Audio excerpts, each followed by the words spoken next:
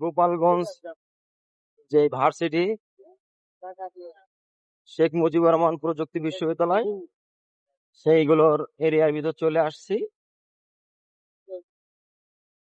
তো অবশ্যই বড় বড় গাছ থাকার কারণে পুরোপুরি দেখা যাচ্ছে না।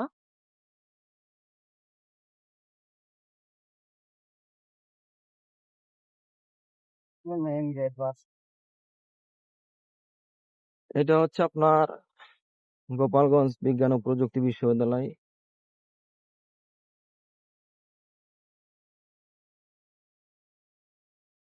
তবে গোপালগঞ্জ ভার্সিটি এরিয়ার বাইরে দেওয়ালের এবং রাস্তার মাঝামাঝি অনেক অপ্রয়োজনীয় গাছ থাকার কারণে ভার্সিটির সৌন্দর্যটা অনেকটা বোঝা যাচ্ছে না।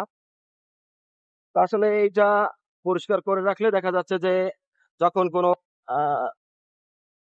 মানুষ চলাচল করে তখন এই গোপালগঞ্জ ভার্সিটির সৌন্দর্য কিংবা ভার্সিটি পুরোপুরি দর্শনীয় যে বিল্ডিং গুলো দেখা যায়, কিন্তু এই গাছগুলো তা সম্ভব হচ্ছে না।